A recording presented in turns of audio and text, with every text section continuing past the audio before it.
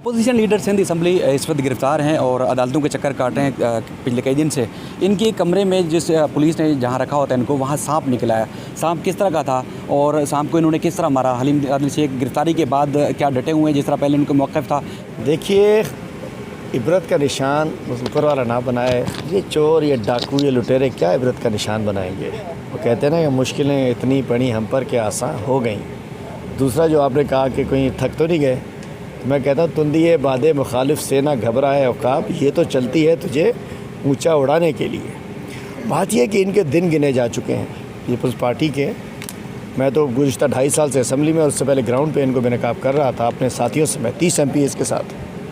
तो अल्हम्दुलिल्लाह अब जब इनकी गर्दन पे पैर आया, जब पेंशन केस, मुराद अली शाह के फ्रंट मैन जिसका बेनोई आसिफ हैदर शाह, बेनोई का बेनोई, आधी दर्जन बेनोई, आधी दर्जन फ्रंट मैन, आमिर पाकिस्तानी, सलीम बाजारी, बच्चल रापोट्रो, हाजन शाह और तमाम लोग, और ये सब ये बिलावल का ब्लू आइड है।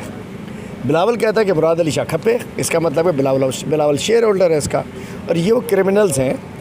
मुझ पे जो हमला कराया उसका ऐसे ही है ये हमला जैसे कि बिलावल के बाप आसिफ जरदारी ने मुराद शाह के बाप अब्दुल्ला शाह को मैनेज करा के मुर्तज़ा भुट्टो पे हमला कराया था। इस वक्त आसिफ जरदारी के बेटे बिलावल ने और अब्दुल्ला शाह के बेटे मुराद अली शाह ने मेरे ऊपर हमला करवाया है। और मैं समझता हूँ, आप देखिए, मतलब मैं दहशतगर्द लगता हूँ कहीं शक्ल से। अगर मैं क्या करता हूँ, मैं सिंध के गरीब आवाम की आवाज़ बनता हूँ। मैं लड़काना में एड्स वालों के पास जाता हूँ, मैं थरपारकर में बच्चों के पास जाता हूँ। कहीं कोई ज़्यादती होती है किसी बेटी से, किसी बहन से, किसी बच्चे से, किसी बुज़ुर्ग से, मैं वहाँ जाता हूँ। मैं स्कूलों में जाता हूँ, मैं अस्पतालों में जाता हूँ, आम आदमी की आवाज़ उठाता हूँ। ये मेरा कसूर है पर मैं इनको बेनकाब करता हूँ और मैं अल्लाह से डरता हूँ, इनसे डरता नहीं हूँ। तो इन्होंने पहले, मैंने उस दिन कह दिया था, उन्होंने अटैक कराया, एम्बुश कराया। अपने मेरी बुलेट प्रूफ गाड़ी में शीशे में गोली लगी हुई नज़र आ रही है, उस पर FIR नहीं कटती। मलिक शहजाद अवान की गाड़ी के शीशे में गोली लगती है, नज़र आती है, FIR नहीं कटती। हमारे पर दहशतगर्दी की FIR कट जाती है। वहाँ आप गए क्यों थे? क्योंकि इलेक्शन हो रहा था, कोई और MP MLA नहीं जा रहे थे, तो आप उनका कहना है कि गैर कानूनी असला लेकर गए थे वहाँ, वोटर को हिरासा किया आपने। एक तो बता दूं कि मेरा हल्का वोट मेरा उस हल्के में है। क्या उस जहाँ मेरा वोट है, वोट डालने में पाबंदी है क्या? मेरा वोट है उस हल्के में। दूसरी बात, as opposition leader security, police security मेरी एक मतलब जायज़ मेरा एक हक़ है और वो कानूनी तौर पर मुझे मिलना चाहिए। एक मिनिस्टर से ज़्यादा राइट है। इन्होंने 1 हफ़्ते पहले वापस ले ली थी। मैं कहना चाहता हूँ कि क्या मुझे अपनी हिफाजत का हक़ भी नहीं है?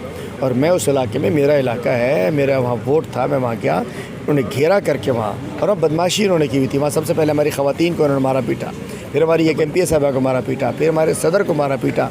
उसके बाद जाके उन्होंने वहाँ फायरिंग की और क्रिमिनल से फायरिंग कराई। और दूसरी बात जो अपना, क्रिमिनल से फायरिंग कराई लेकिन छोड़ेंगे नहीं इनको। 3 FIR हैं 22A के तहत वज़ीर आला सिंध पे कटवाएंगे। माशाल्लाह हमारे साथी वो क्लास सीनियर हैं।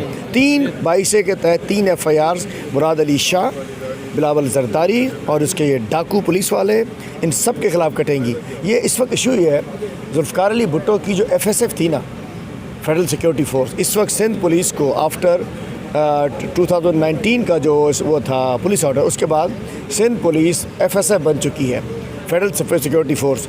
इस वक्त सारे पुलिस वाले इस वक्त जो है वो, जैसा कि वो था पिंजल खान जूने, जो एक वो था हेड कांस्टेबल जिसको DIG बनाया गया था, जिसने मौलाना जान मोहम्मद अब्बासी को गिलाज़त पिलाई थी और गिलाज़त खिलाई थी, याद होगा बड़े लोगों को। इस वक्त वो माहौल किया जा रहा है, लेकिन वो हशर क्या हुआ सब ने देख लिया।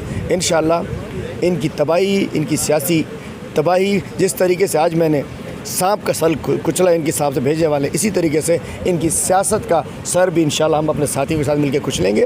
अब मैं बताता हूँ सांप वाली, इसमें देखें ना, समीर मीर शेख साहब हमारे साथी हैं। ये एक बड़ी शख्सियत के साहबजादे हैं, मीर मोहम्मद शेख साहब के। उनको किस तरीके से बेल होने के बावजूद इन्होंने डाकू की तरह गिरफ़्तार किया, थाने में उनके ऊपर गुंडे छोड़ दिए। कभी ऐसा नहीं सुना लॉकअप के अंदर गुंडों को छोड़ दिया गया कि इनसे बदतमीज़ी करो, इनकी आप बेइज्जती करो। मैं कहता हूँ मुराद अली शाह, तुम चोर, तुम्हारा ख़ानदान चोर, तुम्हारा बाप चोर। तुम अब्दुल्ला शाह की औलाद हो जो सैकड़ों 2 नंबर के केस करके कनाडा भाग गया था। रमेश लाल उदेशी जैसे अफसर जेल में सड़ते रहते। तो हशर क्या हुआ था मैं नहीं कहता, अल्लाह तौबा करे, किसी को ऐसा ना करे। सब ने देख लिया था वापसी कैसे हुई थी उसकी, तुम्हारा भी। लेकिन वो भाग गया था इसलिए कि नवाज़ शरीफ था। हम तुम्हें जाने भी नहीं देंगे इंशाल्लाह, इधर ही सड़ोगे, इधर ही सड़ोगे तुम। मैं कहना चाहता हूँ, पहले इन्होंने गोलियाँ लगवाई, फिर 3 दिन एक गंदी हरकत की इन्होंने कि वो राशिद शाह साहब, पीर पगाड़ा के साहबजादे, हमारे बहुत सारे मोअज़्ज़िज़ MPAs, वकला, किसी को मुलाकात नहीं। मैंने कहा मैं अपने बेटे से मिलना चाह रहा हूँ 12 साल, कहने की मुलाकात नहीं है, मोबाइल नहीं है। जबकि अली वज़ीर 15 दिन यहाँ रह के गया है, भला 30 दिन, उसको सब फैसिलिटीज़ थी, PTM के लोग वहाँ मिलते थे, महमूद खान रज़क़ज़ई मिलता था, टेलीफोन था, ऐसा था, बिलावल हाउस के कहने पे सब कुछ हो रहा था। और ये आज सुबह इन्होंने, जब मैं 7 बजे उठा हूँ तो मेरे कमरे से बाथरूम की तरफ गया तो वहाँ एक इतना बड़ा काला नाग था, वो वहाँ एक अलमारी के अंदर घुसा हुआ था, उसकी दुम पे बाहर निकली हुई थी। मैंने पहले देखा कि मैं बाहर सिक्योरिटी पे DSP है शाहनवाज साहब, उसको बुलाऊं। मैंने कहा ये ना हो कि ये सिक्योरिटी 3 लोग थे, एक DSP 2 सिपाही, ये तीनों पकड़ के मुझे ही ना इससे कटवा दें। और उसके बाद कहेंगे जी सांप ने काट लिया, ना MLO हो ना कुछ हो ना कुछ हो। इसलिए मैंने फिर वहाँ एक बल्ली पड़ी थी कमरे के अंदर, वो बल्ली उठाई मैंने, पीछे से मैंने उसकी दुम पे पैर रखा कि भाग ना जाए। फिर बल्ली के ज़रिए, चूँकि अलमारी के बीच में था, मैंने उसके सर को दबाया, कुचला वहाँ से, वो वापस आया। उस चक्कर में अलमारी भी गिर गई, बर्तन टूट गए। बाहर निकल के उससे छोटा बड़ा मैच के बाद उसको अदमुआ करके फिर मैंने DSP को बुलाया। मैंने कहा अब ये कटवा तो नहीं सकते इससे मुझे। DSP को बुलाया, उसके सामने ज़िंदा था, उसके सामने भी उसको आखिरी मारा। इन्होंने, पुलिस ने उसकी वीडियो बनाई है, DSP के पास मौजूद है, शाहनवाज़ के पास, SSP हैदर, कैप्टन हैदर के पास मौजूद है, एडिशनल IG के पास मौजूद है, नुमान सिद्दीकी के पास। ये मैंने अपने सामने कहा था, इन सबको भिजवाओ मेरे सामने, हमें नहीं दे रहे हैं, इसलिए कि ये इसको रस्सी बना देंगे। मैं कहना चाहता हूँ कि इन्होंने बड़ा गंदा खेल खेल रहे हैं। अभी हम मलीर गए थे, एक और केस में यहाँ भिजवा दिया है, तो कब तक? ये जेलें वेलें हमने सब देखी हुई हैं। सर, कुछ लोगों का कहना है कि जिस तरह वफाक ने कैप्टन सफदर को गिरफ्तार करके जो गलतियां की थी, अब आपकी गिरफ्तारी, जिस तरह के केसेस हैं ज़ाहिर है, वो भी सूबाई हुकूमत भी उस तरह की गलतियां कर रही है जो वफाक हुकूमत ने की थी, कि यानी केस कुछ नहीं बनता था, उसके बाद घन चक्कर बना दिया, अदालतों के चक्कर लगाना शुरू कर दिया। देखिए जी, बात यह है कि वो एक अलग इशू था, उससे बड़ा केस तो बन ही नहीं सकता कोई। जब मज़ार कायद की बेहरमती की जाए तो हम सब तो कुछ भी नहीं है ना। मैं समझता हूँ वो तो बहुत बड़ा केस था, इसको छोड़िए उसको। लेकिन इस वक्त इनका इशू मेरा ये है कि हम अपने साथियों समेत मिलकर इनको बेनकाब करते हैं, सिंध हुकूमत की करप्शन को बेनकाब करते हैं, इनकी दादागिरी को, इनकी दहशतगर्दी को, इनकी लूट मार को। और नाम लो, मैं पूछना चाहता हूँ, मुराद अली शाह आमिर पाकिस्तानी कौन है? सलीम बाजारी कौन है? बच्चल रापोटो कौन है? आसिफ हैदर शाह कौन है? 22 ग्रेड का अफसर लेकिन कौन है? फ्रंट मैन है। आसिफ हैदर शाह का भाई आफाक हैदर शाह कौन है? इसके बेनोई का बेनोई सरदार शाह, सैयद सरदार शाह कौन है? एजाज शाह कौन है? इसने, मुराद अली शाह ने अपने ख़ानदान को अपने फ्रंट मैन के ज़रिए सिख गंदा धंधा चलाया हुआ है इंशाअल्लाह, और ये बिलावल उसको सपोर्ट करता है। तो इंशाअल्लाह आप देखिएगा, इसने, मैं कह रहा हूँ थैंक यू मुराद अली शाह कि तुमने मुझे मौका दिया कि मैं तुम्हें एक्सपोज कर सकूं। और ये जेलें, ये APCs, ये हमले, ज़िंदगी मौत अल्लाह ताला ने देनी है, इज़्ज़त भी अल्लाह ताला ने देनी है। इंशाअल्लाह हमारे हाथों इनकी तबाही होगी। शेख साहब, आखिरी सवाल ये है कि लोग कह रहे हैं कि वफाक अपने अपोजिशन लीडर को नहीं छुड़वा सकी। मामूली केसेस से ज़मानत हो सकती थी, काबिल ज़मानत दफात भी थी, उसके बावजूद वफाक नहीं छुड़वाती। तो क्या वफाक आपके पीछे खड़ा हुआ सपोर्ट कर रहा है? क्या आप इस तरह अदालतों में चक्कर काटते रहेंगे? मैं अपने कप्तान का खिलाड़ी हूँ, मैं उसका टाइगर हूँ, मैं उसका सिपाही हूँ। अल्हम्दुलिल्लाह वफाक साथ खड़ी है। कप्तान का पूरी दस्ते शफ़क़त हम सबके ऊपर है, लेकिन मुकाबला इस माफिया से है। और यहाँ प्रोसिक्यूशन भी इनकी है, देखा ना प्रोसिक्यूशन, पुलिस तो इनकी घर के लौंडी है। पुलिस वालों को मैं कहता हूँ अल्लाह रहम करे अपनी काली वर्दी पे, कोई तो हया शर्म करें। इनको काली वर्दी की बेइज्जत तबाह कर दी है। ये काली वर्दी शहीदों की वर्दी है, इस काली वर्दी के बड़े बड़े शोधा हैं, अब ये ग़ुलाम बन गए। इनको पता है कि वो कहते हैं कि जी पोस्टिंग लेनी है, नौकरी को माल बनाना है, तो जो हुक्म दिया जाएगा। आज जो है ये फ़ारूक बशीर जो PSO है CM का, उसका साड़ू कैप्टन हैदर, ये सब इस गंदे धंधे में शामिल थे जो इन्होंने ये मेरे साथ 3 दिन किया।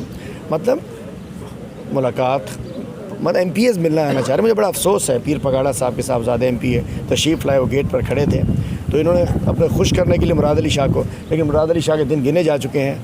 इंशाअल्लाह अनकरीब मुराद अली शाह इसी APC, मैंने इनसे कह दिया एक और चीज़, ये 2-3 APCs का एक और टायर भी बस्ट हो गया, 10-12 APCs तैयार करो इंशाल्लाह। सेनेट के बाद मैंने इनसे कहा था अपनी वर्दियाँ APCs के टायर वायर फिट कर लो इंशाल्लाह। ये चक्कर लगते रहेंगे, एक भी नहीं बचेगा इंशाल्लाह। सर, कुछ लोग ये कहते हैं कि आप इस तरह तड़ियाँ लगाते हैं, इस वजह से आपको इस इम्तिहान से गुजरना पड़ रहा है। तड़ियाँ क्यों ना लगाऊँ? चोरों को तड़ियाँ ना लगाऊँ, डाकुओं को तड़ियाँ ना लगाऊँ, बेशर्मों को तड़ियाँ ना लगाऊँ।